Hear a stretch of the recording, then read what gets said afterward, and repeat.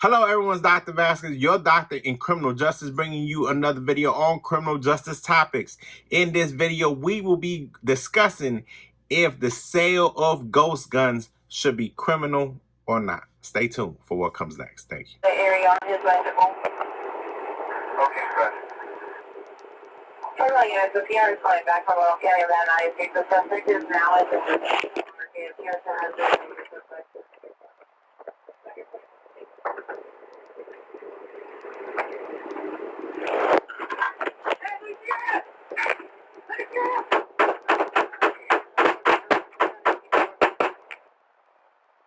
All right, welcome back. So why am I discussing this? Let's get into it. Let's get into the story. So the Los Angeles County, the Foothill Division on June 19th, Sunday, around 10:40 hours, responded to a call of an individual that was pointing his weapon at innocent bystanders. As a matter of fact, they had multiple calls. Some of the comments was like, hey, I'm with my child. This person's just pointing his weapon at me. Hey, I was driving by with my family, pointing my weapon at me, and so on. So the call comes across the radio, 10:40 hours. By 10:47, they made a contact and taken care of the individual. Let me walk you through the process. So first officer gets on scene, opens the door, uses the door for cover, says, hey, let me see your hands, let me see your hands. And immediately, as soon as the officer says, hey, let me see your hands, the individual named Oscar Santiago, 24 years old, from LA, turns around and starts shooting at the officer. Next patrol vehicle comes up to, provide support, provide cover. The individual shot immediately, takes cover behind the bus benches, and they take care of business. But the reason why I picked this story out of all the stories, what they recovered was a ghost gun. So for those of you that don't know, a ghost gun is just that. It has no serial number, it has no tracking system. It comes in different bits and pieces, and it allows the buyer, if you will, the customer, to put together this ghost gun. And then that way we can't track it, right? It's a criminal justice system. We don't have a tracking mechanism or nothing like that. There's no serial number. So the question is, should the sale of said weapons, should they be illegal? You let me know. There's a big debate. The people kill people, the guns kill people. That debate will never cease. But what we're discussing here is the maker, the company, that logo. If they sell a ghost gun to someone, should they be held responsible for what that person does with that weapon? That is my question to you. Let me know in the comments below what it is you think. Me personally, I'll say no, and I'm gonna tell you why.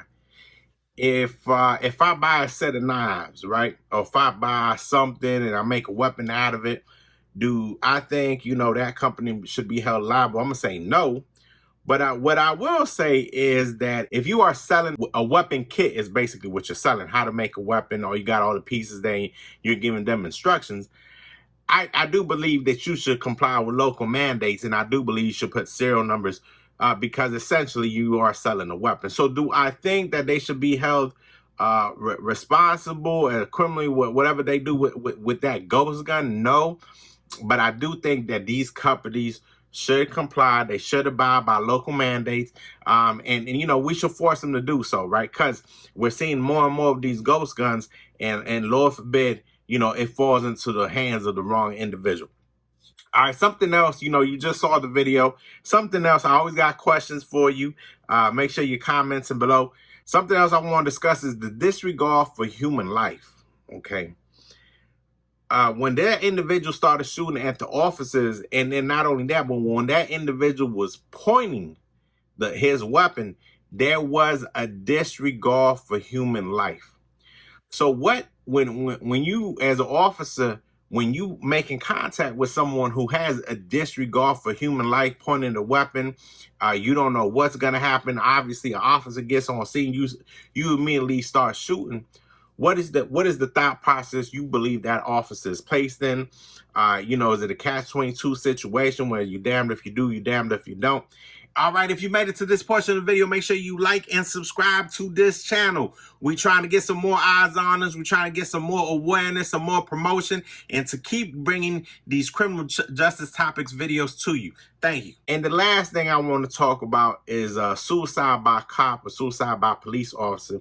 Do you believe sometimes police, or comment below, do you believe sometimes police officers, they are you must shoot situation? Like, you have no choice. Like this individual.